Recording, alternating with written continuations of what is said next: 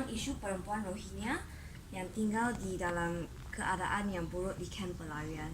So the first one is cabaran yang dihadapi oleh perempuan di dalam kamp.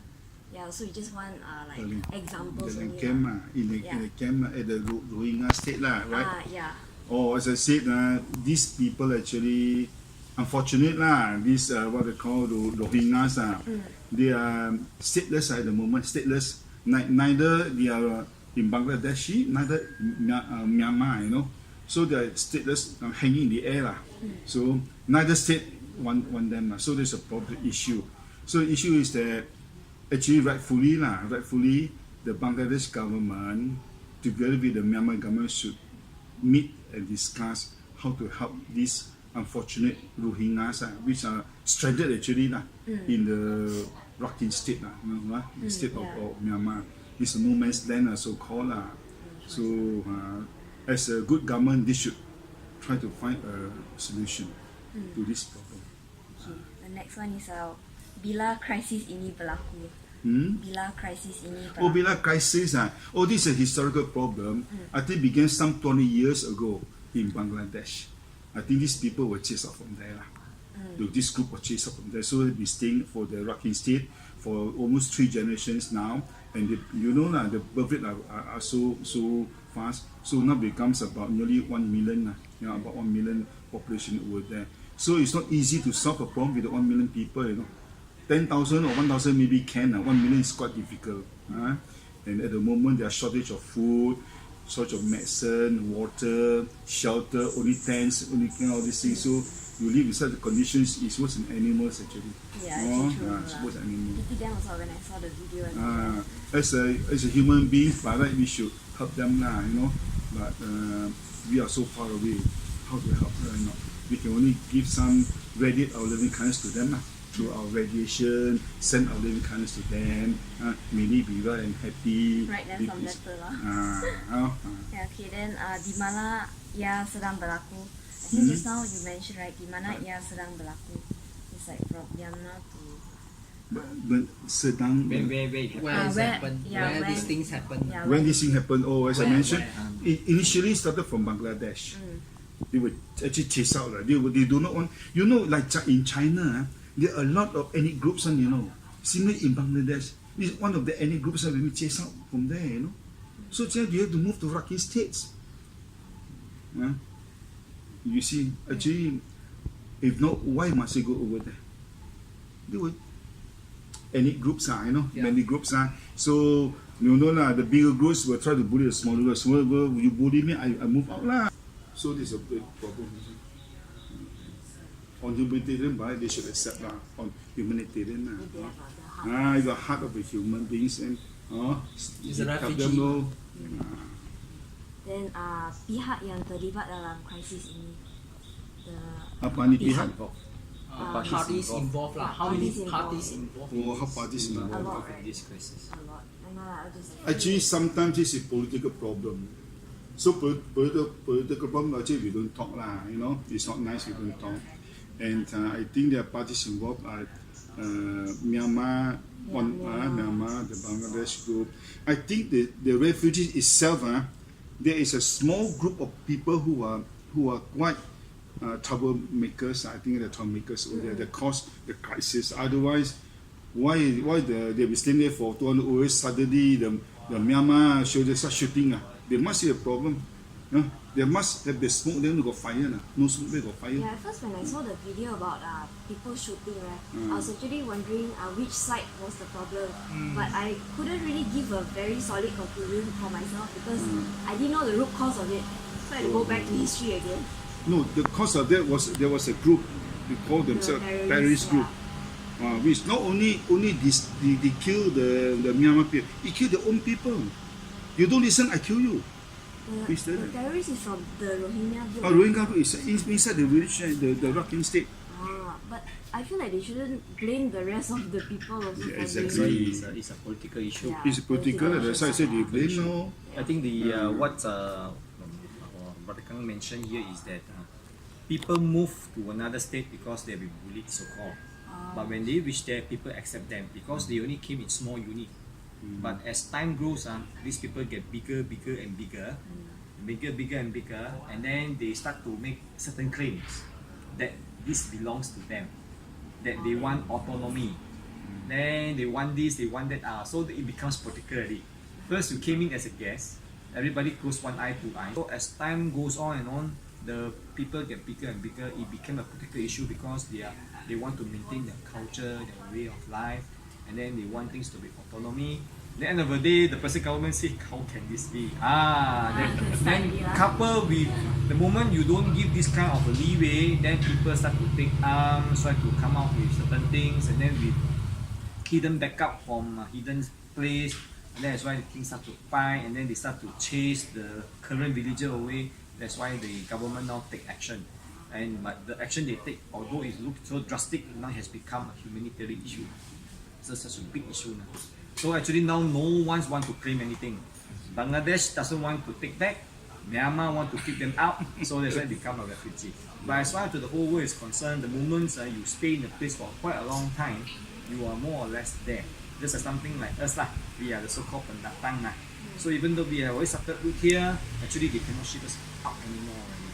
Unless it has become a genocide issue, big issue lah. By right it should then already, because all stay put. If you are able to let this thing to happen, then all the Americans must leave America, because they are also pendatang. You should give it back to the northern Indian, the red Indian. I think next question. Next question lah. Yeah. Mengapakah dilema ini berlaku? Mengapa dilema ini berlaku? I think this one Mention mention more or ini, less. mention ini more or less lah.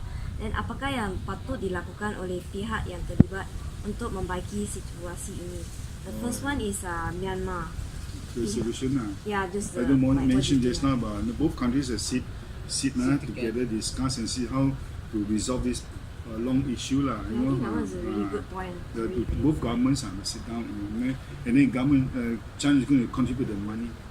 We got the finance. Both countries agreed to help out. I think shouldn't be a problem. I mean, if they have the heart to serve, then I Yes, think, yes. yeah. Only sincerity lah. We say commitment and sincerity are very important. If there's no sincerity, they can talk till the cow comes home. You can have a solution. Okay, then I think Bangladesh also is similar lah. Yeah. Then pelarian di camp. Yeah. Do you want to give Pelarian? What does that pelarian It di means a camp? refugee. Yeah. It's a refugee in the Like- camp. Oh, Yeah. in the camps. I think from the two that aspect is that humanitarian perspective we have to take care. One is from the mentally, and now the other part of it is physically, right? So I think a lot of focus has been on physical part. The mental part of it, I think, is quite saddening. I think a lot of efforts from perhaps NGO perspective can help with that. That's And one. also gotong royong also lah, I believe. Yeah.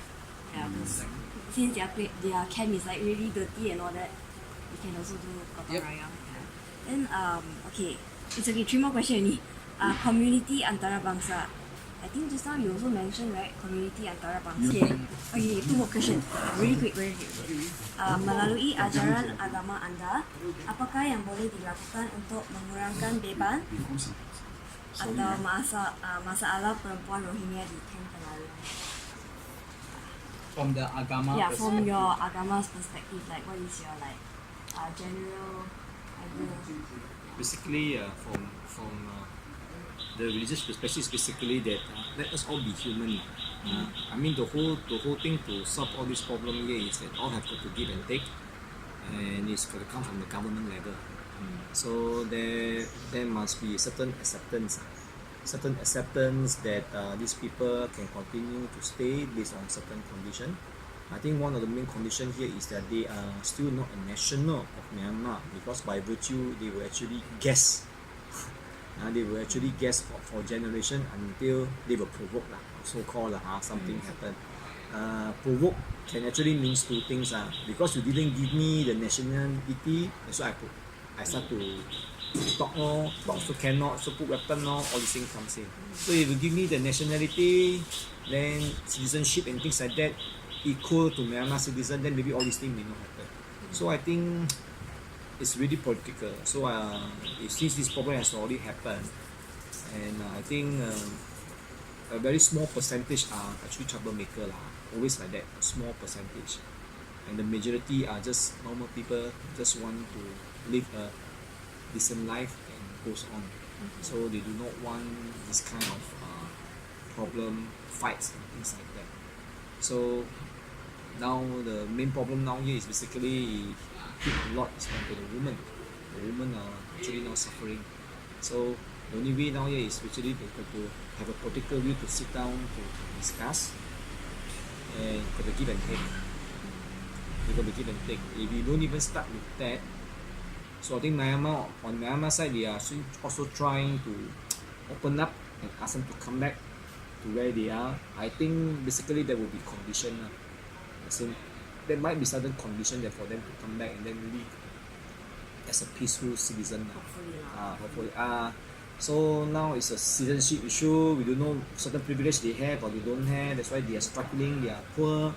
So if they are not recognized as such, they don't have this kind of facilities and things like that. So they will always be below poverty, and that's why sometimes when you are at that stage, people will just anger pan out and they fight back. So I think besides political issue, once solved, you settle down.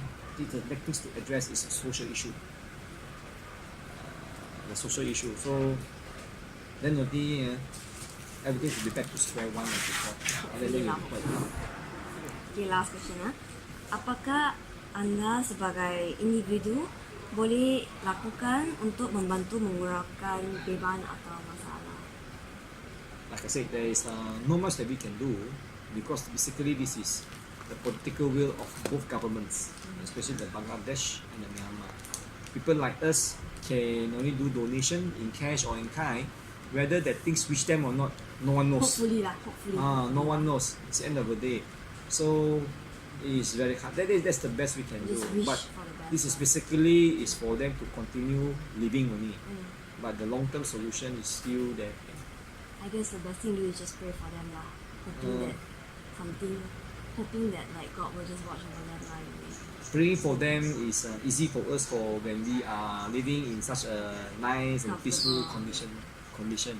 But for them, even though they can have food to eat, things like that, although they are struggling, but the future is really, really, really dark in the sense that they don't know what's happening because at the moment now, we can see that the two governments are not budging. Bangladesh is not taking it back because they have already stayed there. They already left. Right? Although once upon a time, they came from here. Something like I say us lah. Our forefathers came from China. Not us. We are not from China. Our forefathers were. So it was something like that. To ask us to go back, it doesn't make sense already. So you are staying there. But the thing here is that there's another issue that pop up. That is why now they got to settle at their end. So I think the way I see, I think Myanmar has got to give in more. Myanmar have got to give in more because I think Norway, Bangladesh is going to accept, and also not with Bangladesh condition. They are not a so-called populous country as well. They are not that, so I don't think they can manage. Okay. Thank you so much. Thank you. For your Alright. I'm going to ask you some question about perempuan Rohingya. The first question is, apakah pengetahuan anda tentang isu perempuan Rohingya yang tinggal di dalam daerah yang buruk di kamp Peranian? In the short way, what is cabaran yang dihadapi oleh perempuan di I kamp? think they are having a nightmare at the camp. So there's no proper food, and then I mean the attire and all these things was not in place proper. That's what I feel. I don't think they are enjoying life in the camp. So there should be a lot of help, and community should, I mean, in which country, those country community, the people there will have to lay some hand to help. Then do you know when it happened for this case? Oh, I'm not very well versed on this. I just heard through the newspaper. And do you know when the perempuan Rohingya face where is the place? There is in Myanmar. Myanmar. But now they So are what I heard is from the news is they were forced to leave Myanmar and travel to Bangladesh. So over in Bangladesh, how is their life? I wouldn't know because I don't read any more news from Bangladesh. Or you just read Yeah. from stuff. Okay. Yeah. So what is the pihak yang terlibat di dalam krisis ini? What do you think? Who involved in these cases? Yeah, is Myanmar government, and then the Rohingya itself, and the Bangladeshi. Bangladesh. So the second question, mengapakah di Lemah ini berlaku? That means what is the punca they have this problem? The cause of this The problem. cause of this problem. I think it's between Myanmar government and the Rohingya. Actually, Rohingya, from what I understand from the news, is they are from Bangladesh itself, and they come and occupy a certain area in Myanmar, and the Myanmar people national does not like it, and then the government don't support their stay there. That's why they will push out back to Bangladesh. This is what I heard from the news. Of course, everyone heard from the news also. Okay, the third question is, apakah yang patut dilaku oleh pihak yang terlibat untuk membaiki situasi ini? For example, the first one is Myanmar. What Myanmar should do for this? What I believe is Myanmar should accept them since they are already in Myanmar, to recognize them as a human being, Yeah. been there, then maybe give them some job, give them some status so they can grow there. Yeah, that's what I feel. Instead of pushing them away from Myanmar, that is not right. Okay, so how about the Bangladesh? Bangladesh, if they were pushed to Bangladesh, they Yeah. will have to accept also. Human ground, I think this is humanity. So if they are innocent, they don't know anything. They are born to be in this area. So what you can do about it? You need both countries to help them, not them themselves. They got no place to go. Yeah, so that means that you think about Myanmar government and the Bangladesh government, Yeah, they need should to talk and then help out them. Yeah. to solve this problem, Yes. right? And how about the people in the perempuan Rohingya themselves? Yeah, they have to do their part. They have to work while they are in the camp. They have to do to survive themselves instead of waiting for help. But they if- lack of knowledge. Yeah, that's why there are people who goes there to help them, can teach them instead of giving them money or just giving them shirt to wear and all these things, giving food, just food. Why not give them some education? Okay. So how about like our country community antarabangsa, for example like Malaysia, how we can help them? Can we like send people there to teach them education? I'm not very sure about our government. Yeah. This is between the government. If the Government. government accept to help, then I think it's possible they can organize a group of people over there, or maybe they can send some food to just go and help. So, for the last two question, melalui ajaran agama anda, apakah yang boleh dilaku untuk mengurangkan masalah ini? That means in your religion, Yeah. what do you think you can help out? I think what we can do is just close our hand, then get the chopstick and pray. Pray for them. For them. Okay, you can pray for them. That's true. Yeah, religion can't do much actually. They will teach you how to be good, to survive in proper manner. That's all. So Yeah. it won't help somebody. And don't think in a Yeah. bad way, negative Yeah. way, right? Okay. Actually, they have to help themselves also. Yeah. So for your own, in conclusion lah, for your own pendapatan, Yeah. what do you think? I think they have to stay firm and then help themselves. While there are help coming from these two countries or maybe other country, then from there they will just pick it up and then do for themselves. That's all.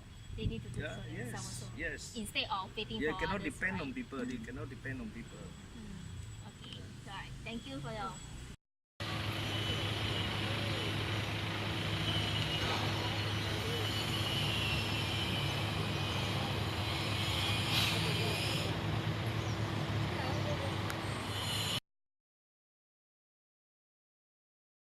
Nama saya Muhammad Fauzi bin Muhammad Ibni.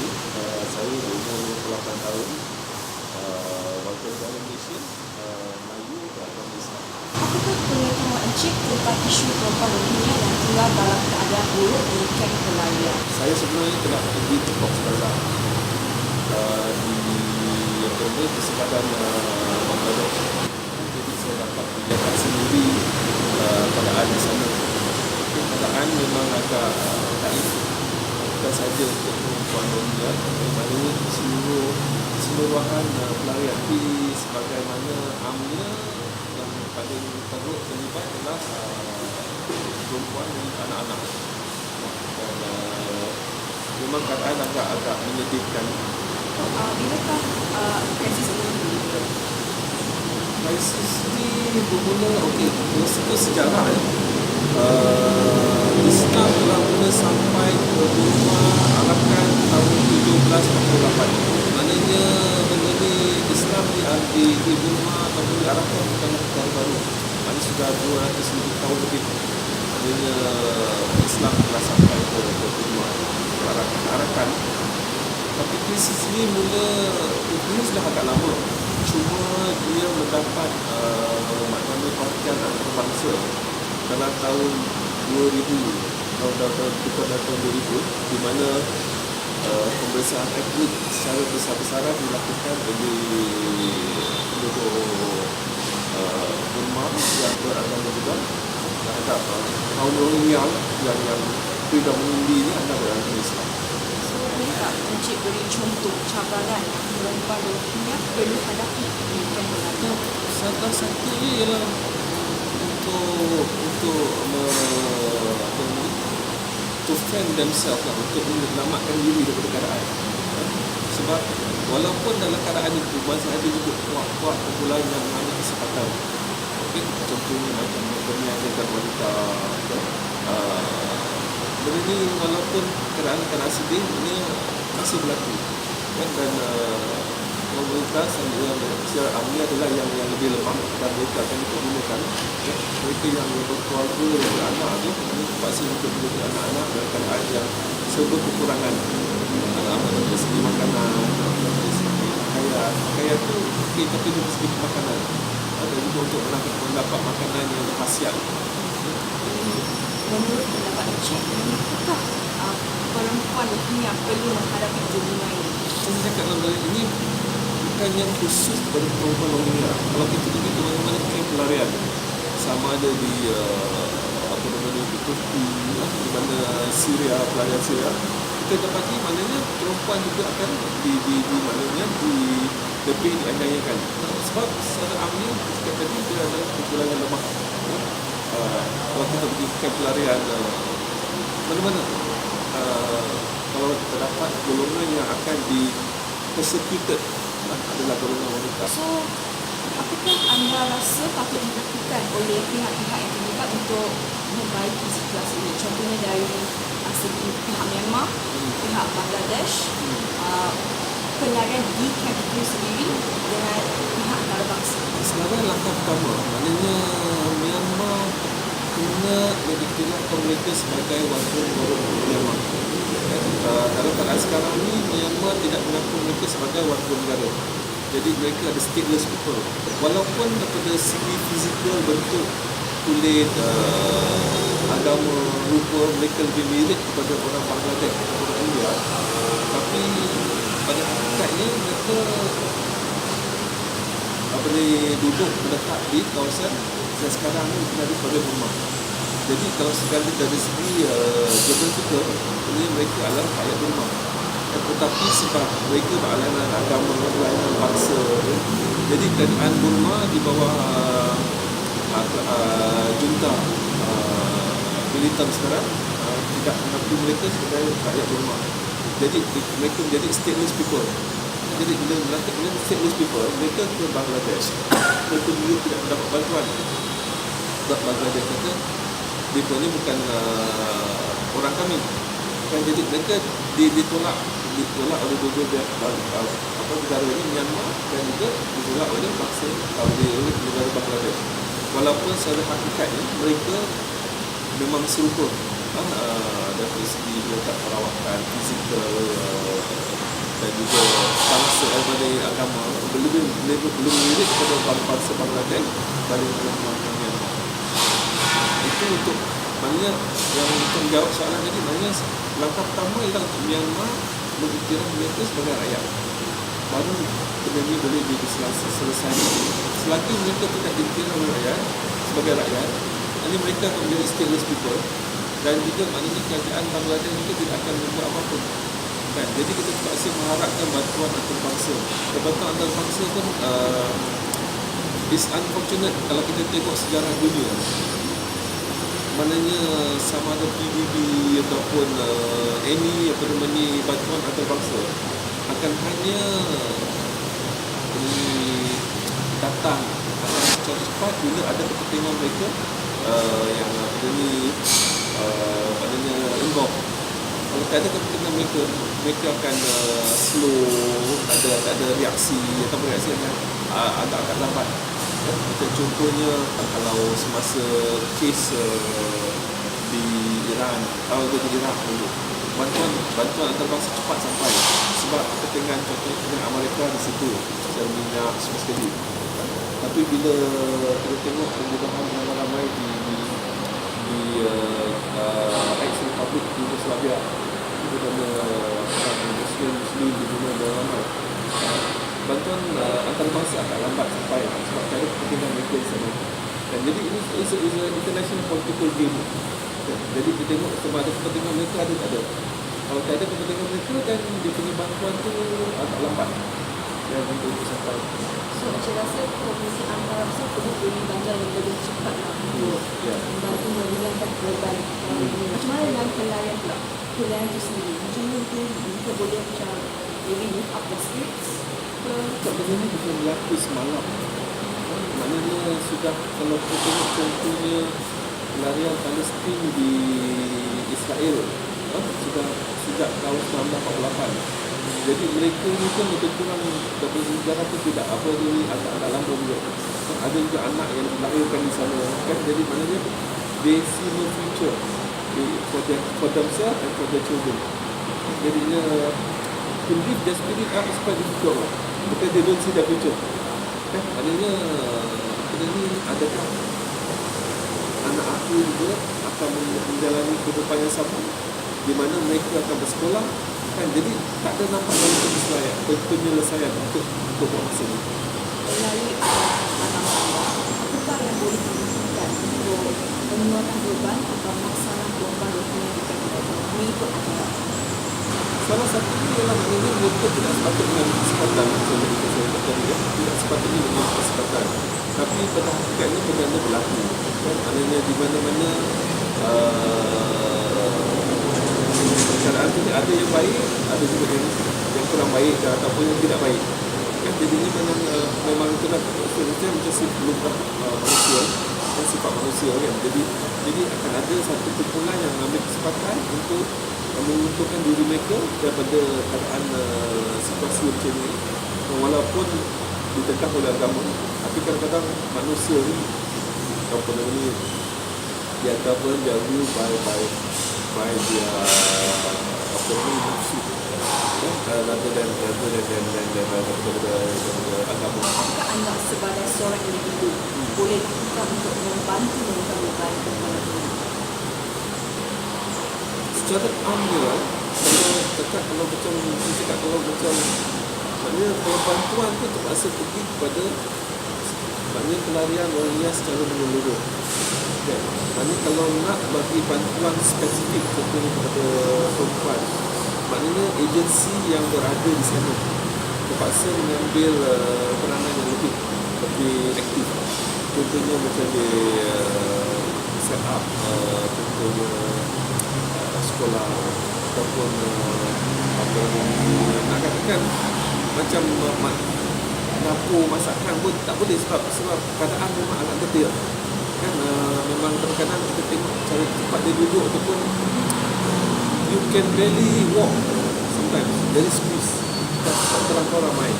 Bila terlampau ramai tu sanitary tak jaga kan. Jadi keadaan tu memang agak daif kan.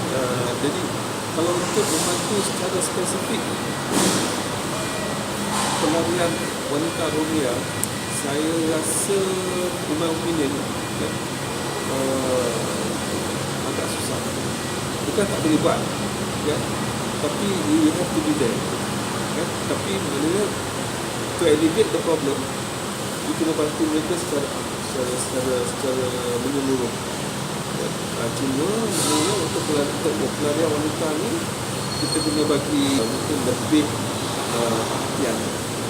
So, apa bentuk perhatian tu maknanya hanya mereka yang berada di camp pelarian apa saja boleh bantukan kan. Jadi pengalaman saya masa saya pergi ke sana di Cox Bazar tu memang memerlukan pertolongan, tapi pertolongan yang secara khusus tu agak susah nak kita detail out kan. Melainkan kita berada di sana kan. So, kalau kita tak ada di sana, kita tak tahu apa kemampuan mereka kan, apa keperluan mereka kan. Kita mungkin di sini kita boleh agak-agak mereka perlukan ni kan, mungkin dia perlukan pakaian, perlukan ni kan. Tapi contohnya di sana kalau anak-anak perlukan kecil-kecil bayi sebenarnya perlukan susu kan, ataupun makanan yang lebih nutritious untuk ibu-ibu yang menyusui, jadi dia boleh menyusui pada anak-anak kan. Jadi this other thing kan. Jadi untuk secara khusus kita buat wanita, saya rasa agak susah. Kita tak boleh buat, tapi you have to do that rather than over here kan, kita just agak-agak apa yang kita tahu. Saya rasa susah lah sebagai individu Tak, sebagai individu kita boleh tolong. Jadi kita boleh tolong, tapi untuk contohnya katakanlah kita buat kutipan. Okay? Bila kita buat kutipan, kita kata kutipan ni hanya untuk kaum wanita Rohingya, ataupun kita bagi bantuan, contohnya kita bagi bantuan makanan. Kita tak spesifik untuk ini untuk wanita Rohingya, ataupun kita contohnya musim raya haji, kita buat korban. Jadi kita tak kata ini untuk wanita Rohingya. Jadi nak spesifik macam tu agak-agak bukan tak boleh buat, tapi agak susah. Betul. Jadi kalau nak go spesifik macam tu, kita kena berada di sana, kita kena hands on kan, kita kena ada agensi di sana kan. Contohnya macam di pelarian Selat Fire Syria dan Turki, mereka ada macam syarat macam classes untuk wanita ni, contohnya mungkin macam dia nak lift apa kan, apa ini kan, jadi mungkin boleh bagi pendapatan. Jadi tapi itu maknanya keadaan yang berbeza kalau kita tengok macam pula.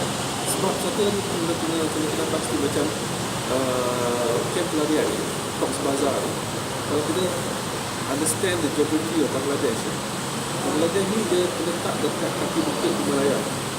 Jadi bila monsun, dia punya musim banjir ni agak severe.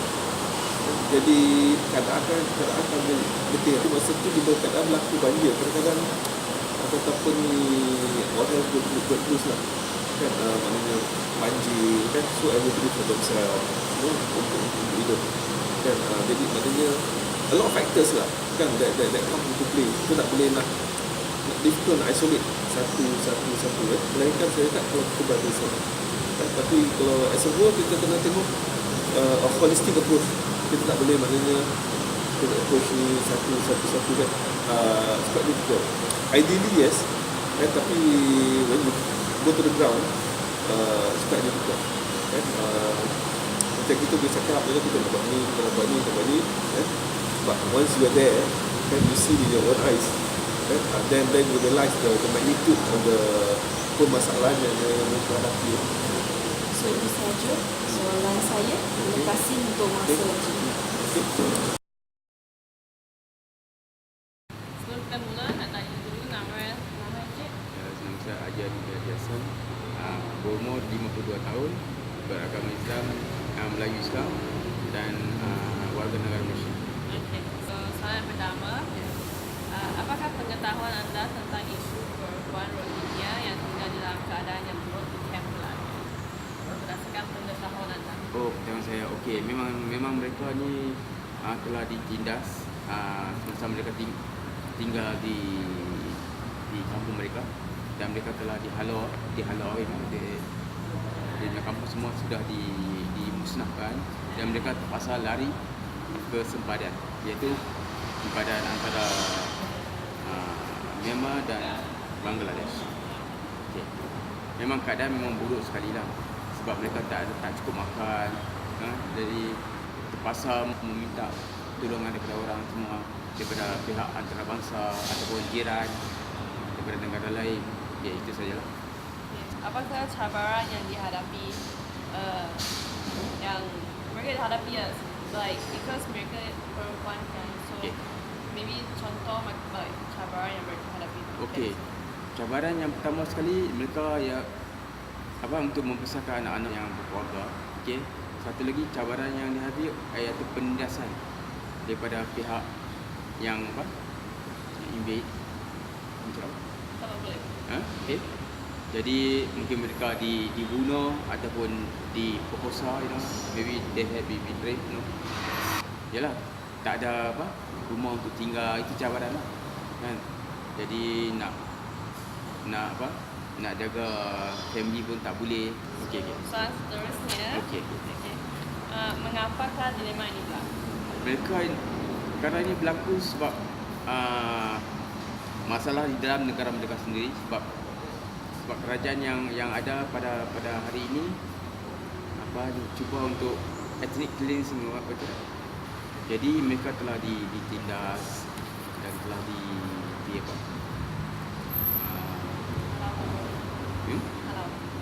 dihalau, yes. Okay.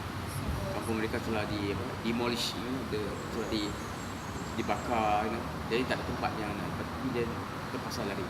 So soalan seterusnya. Okay. Ya, so apakah yang patut dilakukan oleh pihak yang terlibat untuk membaiki situasi ini?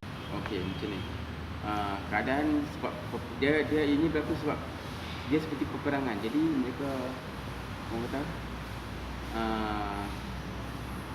mengharapkan orang macam kaum lelaki yang masih ada di situ, terpaksa mencari bantuan daripada pihak lain seperti jiran ataupun mana-mana pihak NGO ataupun daripada Malaysia ataupun daripada mana untuk diberi perhatian, sebab mereka dalam keadaan yang terdesak, kebuluran, tak dapat makan apa semua, ada yang tak cukup makan, jadi terpaksa tinggal dalam keadaan yang congested, terlalu bersesak, terlampau ramai orang ini, jadi yang itu cabaran juga, kan? Jadi pihak-pihak macam antarabangsa, UN ataupun negara-negara yang prihatin, mereka sepatutnya membantu.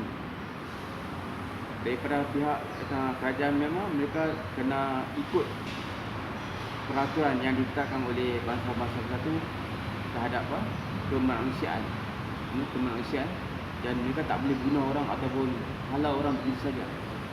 Mereka kena ada satu